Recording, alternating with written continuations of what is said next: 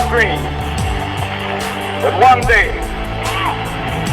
this nation will rise up, live out the true meaning of its creed. So even though we face the difficulties of today and tomorrow, I still have a dream.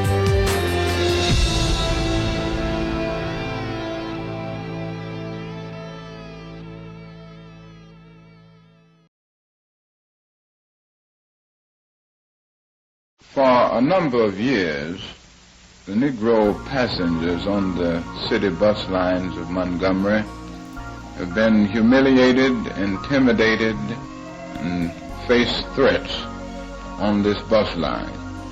Just the other day, one of the fine citizens of our community, Mrs. Rosa Parks, was arrested because she refused to give up her seat for a white passenger. Mrs. Rosa Parks was arrested and taken down to jail, taken from the bus, just because she refused to give up her seat. At present, we are in the midst of a protest, the Negro citizens of Montgomery, representing some 44% of the population. 90% at least of the regular Negro bus passengers are staying off the buses, and we plan to continue until something is done. A middle-aged black seamstress, Rosa Parks, sparked an end to segregation in public transportation with a brave but illegal act of protest. In Tuskegee, Alabama, she was born Rosa Louise McCauley in 1913, when the wounds of slavery were still painful to Southern blacks. For decades after the emancipation of slaves, harsh conditions continue to oppress Southern blacks as they struggled to survive. Many of them were poor sharecroppers, uneducated, with few rights and little opportunity to rise above their circumstances. They feared the Ku Klux Klan, racist white thugs who roamed the streets at night, clad in hooded white robes carrying flame torches to intimidate blacks with violence and the threat of lynching. The Ku Klux Klan was not an institution that merely spoke or merely advocated racial supremacy of the white race. It literally was a terrorist, what we would today call a terrorist organization. Rosa's grandparents had been born slaves, but after emancipation, their parents managed to purchase a farm. As a small child, Rosa helped farm those 260 acres. Her mother taught Rosa to read before she began attending the local all-black elementary school. In her autobiography, she recounted that while she and her brother had to walk with other blacks to their one-room schoolhouse that often lacked desks, most of the white kids took buses to their brand new school. Rosa recalled when her grandmother severely reprimanded her for standing her ground with a brick when a white boy threatened to hit her in the street. After Northern troops withdrew from the South, the states enacted Jim Crow laws to keep blacks in their place. These laws made sure that blacks and whites did not have to come into close public contact. Facilities such as public bathrooms, water fountains, seating areas on buses, restaurants, hotels, hospitals, and schools. Every public necessity and service in the South was segregated and seemingly designed to make blacks feel inferior. It was common to see signs that read for colored or white use only. These laws were considered fair and constitutional for many years. However, the reality of segregation was far from fair. It was profoundly destructive emotionally and psychologically. There are many ways that the segregation was implemented. It was implemented in housing, such that there were covenants and real estate covenants that said that blacks simply couldn't live in certain neighborhoods. It was implemented in education. meaning that blacks and whites could not attend the same public schools. There were issues as it related to employment, such as many employers were literally prohibited from hiring blacks. After completing the 6th grade at the age of 11, Rosa was sent to Montgomery, Alabama to attend the Industrial School for Girls, co-founded by the fearless Boston native, Mrs. Alice L. White. The school was run entirely by enlightened white women educated in the North. At this school, Rosa first experienced a culture of whites treating blacks with dignity and respect. Women had recently won the right to vote. Before that milestone, girls weren't expected the need of much education. But in the Roaring 20s, Rosa's teachers encouraged her to develop a sense of her individual worth and seek opportunities no matter what stood in her way. Mrs. White was a brave role model. She knew firsthand the nature of the challenges Rosa would face since Mrs. White was ostracized by local whites for her work. Twice, arsonists burned the school down. The white teachers were so condemned that some found it easier to attend black churches on Sunday. Rosa took a job at a shirt factory in Montgomery, and in 1932, at the age of 19, met and married Raymond Parks, a barber and an active member of the Montgomery chapter of the National Association for the Advancement of Colored People, the NAACP. The NAACP came into being because many of the issues that were facing African Americans were not just a matter of being denied equal transportation, not just being able to sit at lunch counters. African Americans were literally being threatened in terms of their lives. There were race riots in many of the cities in the South that were literally creating a situation where it was unsafe to be African American in certain communities. In February 1909, the NAACP was founded by a small group of educated whites and blacks committed to protecting the human and legal rights of African Americans. The organizers understood that the U.S. Constitution and its overarching democratic laws held the key to freedom for all Americans, blacks included. The 15th Amendment of the Constitution gave black men the right to vote in 1870. Later, in 1920, the 19th Amendment was ratified to give all women the right to vote, but it was especially hard for blacks in the South to enjoy this right.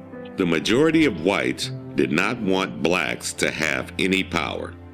Registration officials invented so-called literary tests and charged poll taxes that made it impossible for poor, uneducated black citizens to vote. It even took Rosa, who was not poor and who was well educated, 3 attempts before she succeeded in getting her registration certificate. In 1943, Rosa became an active member of the Montgomery chapter of the NAACP. The NAACP brought many lawsuits in attempts to use the federal courts to fight Jim Crow laws. For years, it met with little success. They want to throw white children and colored children into the melting pot of integration, out of which will come a conglomerated, mongrel class of people. Both races will be destroyed in such a movement in about time. But in 1954, the NAACP Legal Defense Fund, led by future Supreme Court Justice Thurgood Marshall, succeeded in arguing and winning a landmark case in the U.S. Supreme Court. Brown versus Board of Education brought the hammer down on segregation. For the first time, the Supreme Court ruled that segregation in public schools was unconstitutional nationwide. At last, people fighting racist treatment in the South were giving some hope and the encouragement necessary to persevere. In 1950, Negro parents, backed by the National Association for the Advancement of Colored People, brought suit against the Anderson County school system, which administers Clinton High School, asking that their children be admitted. The federal judge in this section of Tennessee in 1951 and now is Robert L. Taylor of Knoxville. The Anderson County school case was before my court about 5 years ago. At that time, I held that the colored children were not entitled to enter the Clinton High School because they were being furnished equal but separate facilities. At that time, the equal but separate facility doctrine was the law. The Negroes appealed Judge Taylor's decision, and when the Supreme Court decision of May 1954 ruled against segregation, Judge Taylor's ruling was reversed. On January 4, 1956, he ordered Anderson County to comply. It is the opinion of this court that desegregation as to high school students in that county should be effective by a definite date, and that a reasonable date should be fixed as one not later than the beginning of the fall term of the present year of 1956. Accordingly, on August 20, 1956, approximately 700 students registered for the fall opening without incident. 12 of them were Negroes. Judge Taylor told them all to obey the law, and there seemed to be no questions. Then, another voice was heard in Clinton. John Casper, an outsider, a white supremacist, told them that the law need not be obeyed. Our failure to date has been failing to attack at every level and continuously.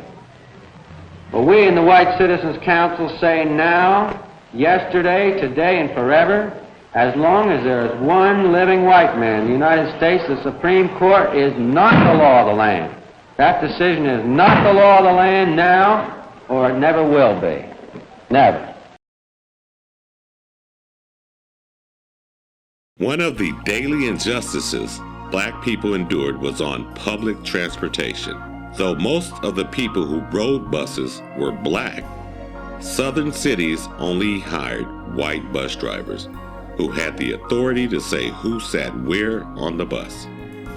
Since many whites didn't want to sit with black people, it became customary for blacks to board buses from the rear and sit in the back. Whites sat in the front, although all paid the same fare. If the bus filled up, it was expected that black passengers would give up their seats for white passengers and stand in the back. Rosa was returning home on a city bus after a long day working as a seamstress at a local department store. Blake was the driver. Although Parks was sitting in the black section, she was in the first row. One white man needed a seat, so Blake approached the 4 blacks sitting there and told them to get up. 3 did. Parks didn't. His front seats were occupied, and with one man, a white man, standing. At this point, the driver asked us to stand up and let him have those seats. And when none of us moved at his first words, he said, "Y'all make it light on yourselves and let me have those seats." And when the policeman approached me, one of them spoke and asked me if the driver had asked me to stand. I said, yes. He said, "Why don't you stand up?" I said, "I don't think I should have to stand up." And I asked him, I said, "Why do you push us around?" He said, "I do not know, but the law is a law."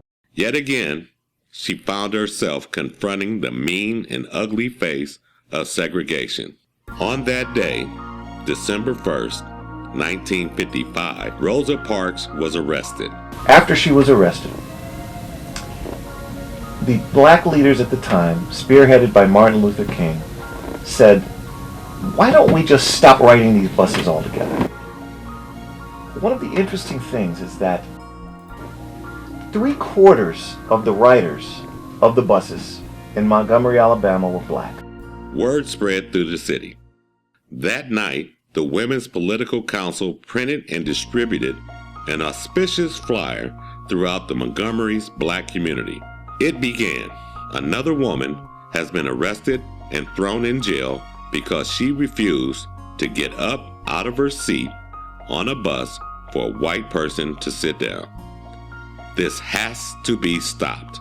Negroes have rights too, for if Negroes did not ride the buses, they could not operate. This woman's case will come up on Monday. We are, therefore, asking every Negro to stay off the buses Monday in protest of the arrest and trial. Don't ride the buses to work, to town, to school, or anywhere on Monday. Many tired people were about to be raised up and energized by Rosa Parks' simple refusal to give her seat. After posting bail the day of her arrest, on December 5th, 1955, Rosa Parks showed in court again for trial. That day, city buses drove their routes practically empty. People carpooled or just walked to work. Parks was found guilty of breaking the law and fined. That evening, black commuters gathered in the basement of the Dexter Avenue Baptist Church, pastored by a relatively unknown preacher, the 26-year-old Reverend Martin Luther King. The Montgomery bus boycott of 1955 had begun. When Rosa refused to relinquish her seat, she didn't know her cause would start a boycott or become a test case for fighting segregation on public transportation. The fairness of segregation on buses needed to be argued in a federal court. Ultimately, the NAACP Legal Defense Fund, led by Thurgood Marshall, took the case before the U.S. Supreme Court. In 1956, Rosa's conviction was overturned. The highest court in the land struck down states' laws that allowed segregation on public transportation. The boycott lasted 382 days. The decision rendered by the Supreme Court yesterday was a victory. But it wasn't a victory for colored folks. Don't make that victory that small. It wasn't a victory for 50,000 Negroes in Montgomery. It wasn't merely a victory for 16 million Negroes of America. That was a victory for justice and goodwill.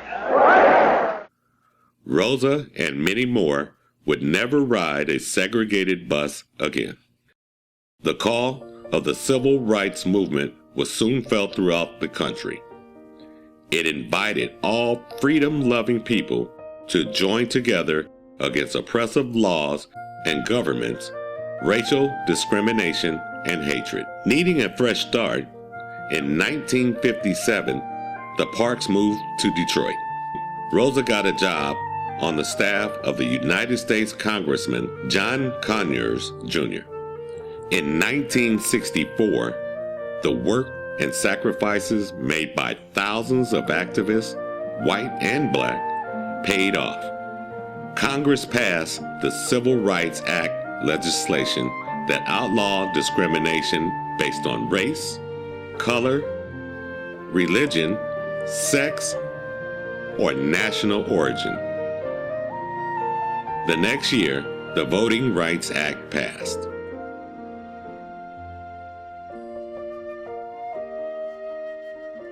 In recognition of her service, she won many awards, including the Presidential Medal of Freedom presented to her by President Clinton in 1996. In 1999, she was awarded the Congressional Gold Medal. October 24, 2005, Rosa Parks died at the age of 92. She was the first and only woman to have her casket placed in the rotunda of the United States Capitol, an honor usually reserved for U.S. presidents. For 2 days, the public was invited to pay respects to a woman whose courage and belief in herself inspired a nation to change.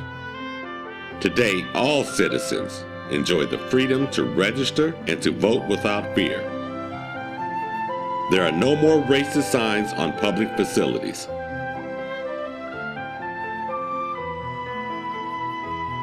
The United States elected its first African American president in 2008. Rosa Parks led the way.